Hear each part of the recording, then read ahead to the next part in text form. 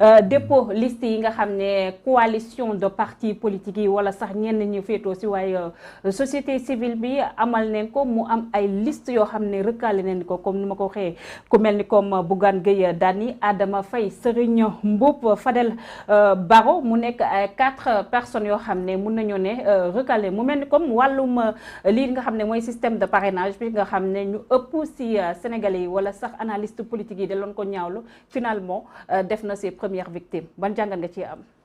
waaw def na première victime moom parce que bon boo xoolee ñi nga lim. bon muy Bougane am na mouvement gëm sa bopp mu ngi yëngatu ci Sénégal ay at bëgg a bokk ci élection mënul.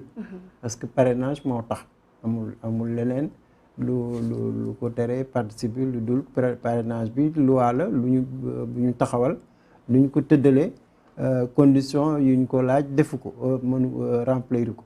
bon ku mel ni Serigne Mboup aussi soo xoolee day gën a doy waar sax parce que moom moo gagné Kaolack donc am na gannaaw am na baat gagné na élection locale gagné Benno gagné opposition bi yëpp kooku mënul participer ndax parrainage bon ak ñeneen mënuñu participer donc li ñu doon laam-laame moom teg nañ ci bët que bëgg nañu participer mais loi bi ni mu tëddee dafa laaj ay parrainage mais surtout lu ci gën a doy waar mooy argument yi lay bi mooy que da ngay ñëw déposer su amee ñu la parrainer ñeneen ku la jiitu yow doo mën a bokk donc loolu dafa jéggi dayoo ci démocratie bon nit ñi wax nañu malheureusement majorité bi ak opposition bi dëggoowuñu tooguñu ba waxtaan mënoon nañu au moins suspendre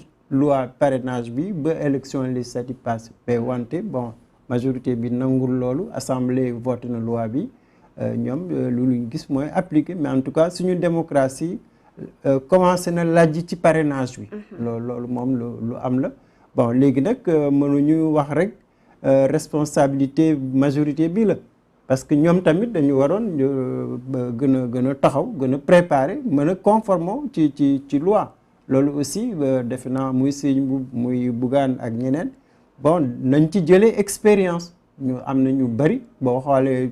Est-ce que manque de maturité politique désolé je vous coupe la parole mais c'est juste pour vous relancer mun nañu ko seetlu par rapport ak li nga xam ne dal na ces 4 personnalités politiques. waaw dal bu ñu xoolee bu baax bon muy Bougane muy Serigne muy Fadel muy Faye amuñu expérience électorale Abdoulaye Wade bi mu sosee parti am 74 ba 2000 PDS dafa jàng ci élection jóg di daanu ba àgg fi mu àgg ci nguur donc ñoom tamit absence d'expérience politique la mais aussi am nañu fu ñu sàggane ndax bu ñu gisee parrainage bi ñëpp coow majorité bi bañ suspendre bañ dindi loi boobu waroon nañu sóoraale lu mel nii balaa ngay defal sa liste nga dem seeti ay experts même bu dee da nga leen di fay nga fay leen au moins nga tu es à l'abri des coups fourrés d'une loi bon malheureusement jëluñu seen disposition bon et loolu ci expérience politique parce que boo xoolee grand parti kenn amu ci problème ñoom ñëpp jàll nañu dañu dem seeti ku am expérience am expert dem déglu def enquête balaa ngay déposer sa liste boo xoolee sax ñu mujj déposer bi mooy ñi gën a am expérience bi ñoom ñoo mujj. Qu'est-ce qui justifie cela aussi? mais tactique la. ok tactique la ñoom xam nañu affaire bi du buxanti affaire bi mooy yoon am na lu mu tëddal da ngay war a def lépp. pour mu bañ la bett suñ la bettee rek tu risques de perdre donc lu ñu mujj de déposer dañu jël ay temps. pour préparer xool pièce par pièce parrain par parrain donc loolu dafa laaj patience dafa laaj expérience aussi bon ñoom éliminer nañu leen mais jaaduwul ci démocratie jaaduwul ci démocratie mais aussi na nekk expérience politique ñu jéem a fexe ba loolu ba bañ leen dalaat beneen élection. Y a-t-il possibilité ñu dem recours?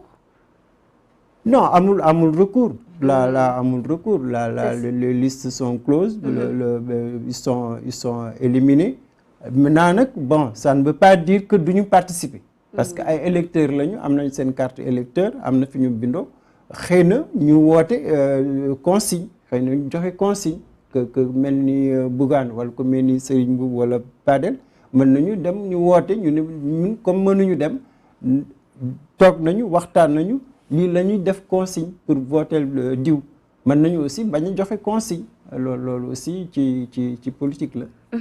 On parle de ces coalitions politiques wala sax ces nouvelles têtes qui sont en train d'émerger si langum politique sénégalaise bi mais il y a des partis politiques classiques yi nga xam ne mun nañu wax ne dañoo nekk fii depuis les indépendances bu ñu waxee parti bu mel ni comme parti démocratique sénégalais bien vrai que ya dem nañ sous la bannière de wàllu Sénégal.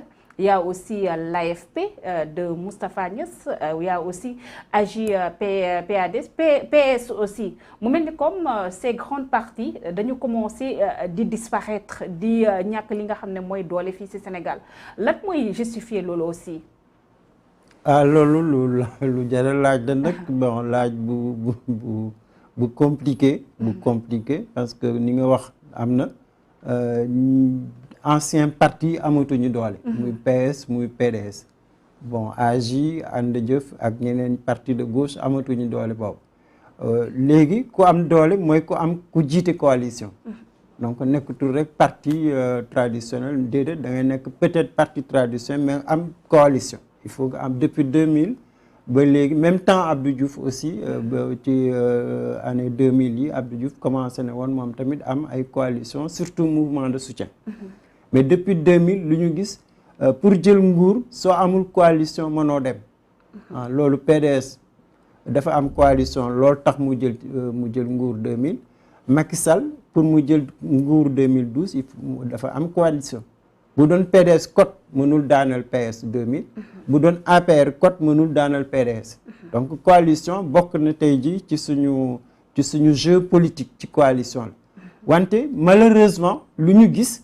mooy que ancien parti même suñu amee coalition suñu jógee ci pouvoir rek duñu amati doole.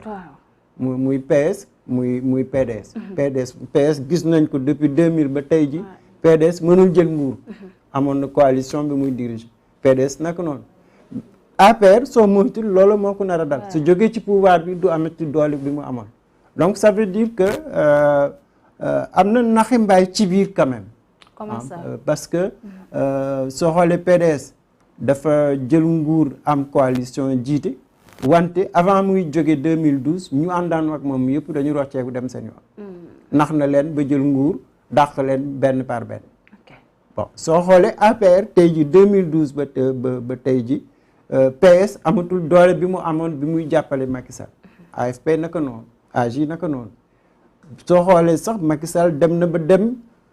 jëli Idrissa Seck pour renforcer ki nga xam ne moo ko doon xeex pour mu bañ a nekk président de la République donc parti yooyu dañu naxante ak coalition yi et loolu bon baaxul ci démocratie parce que loolu mooy indi instabilité soo gisee Abdoulaye Wade amoon na doole 2000 mais bi muy jeexal dooleem yëpp dafa wadd ci suuf parce que amatul woon coalition. Macky Sall loolu mën na ko dal suñu xoolee ci élection locale bu ñu génne nii. APR nekkatul benn. Benno nekkatul benn. doole APR mu ngi wàññeeku ndànk-ndànk. ci local yi xëy na aussi législative soo moytuwul seen doole wàññi. donc coalition yi daal bon baax na pour nga jël nguur. mais dafay rey idéologie. dafay rey idéologie. amatul idéologie loolu mooy problème bu gën a rëy ndax soo parti politique. nu mu mënti mel idéologie mooy sa gis-gis parti bu amul gis-gis lu muy seet mooy place.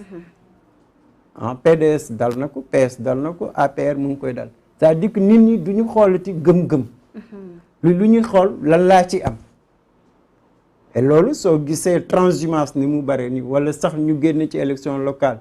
ki nga xam ne opposition bi moo tax nga gañ nga dem ci palais ngay marchander nga bàyyi ñi nga xam ne ñoo la tànnoon bon loolu yëpp du ko indi mooy idéologie da ngay réer et nguur bu réeree bon day lambat Macky Sall day lambat pour am nguuram 2024